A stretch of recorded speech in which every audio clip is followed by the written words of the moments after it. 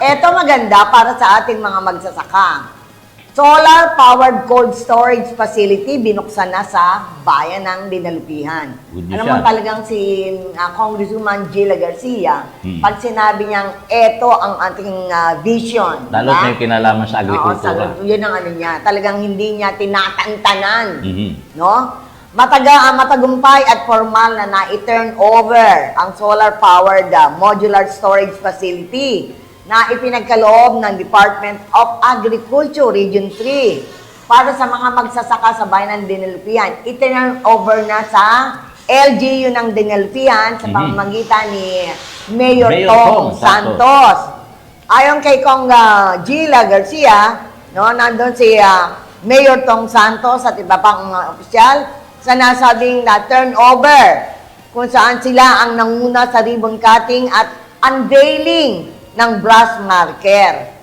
Na naging panauhin din si Governor Joet Garcia pero hindi siya nakarating kundi siya ay kinatawan ni Board Member Popoy Del Rosario. Hi, Board Member Popoy. Yan, ano?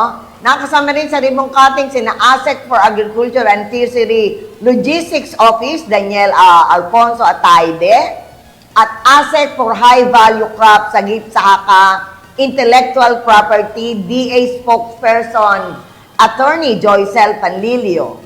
Matapos ang ribbon cutting, ay nagkaroon naman sila ng MOA signing, signing. no, at deed of donation sa pagitan ng DA Region 3 at siyempre yung bayan ng Dinalupihan.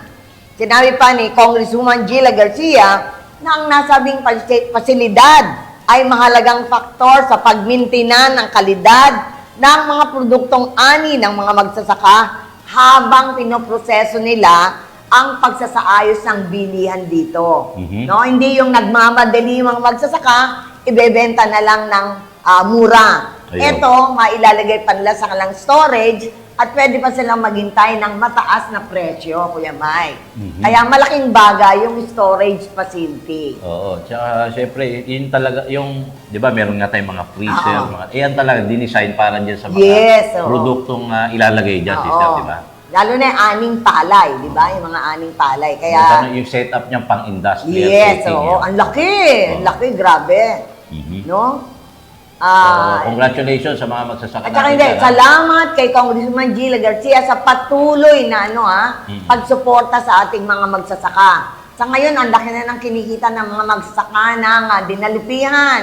Dahil dun sa kanilang, yung una, yung unang ginawa nila, yung sa Israel, Yung drip irrigation. drip, ba yan? irrigation, Oo. di ba? At ngayon naman, eto, inaano nila. Tapos nagkaroon pa sila nung parang sasama-sama ng mga bukid para pagbinigyan ng DA ng mga modern equipments, lahat sila makikinabang.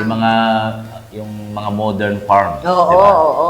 Yung ginagamitan ng Israel Agriculture Technology. Di ba sinabi nga ni Gila, mula sa pagtatanim hanggang sa pag-ani, moderno ang gamit. Yun, maganda. Yun.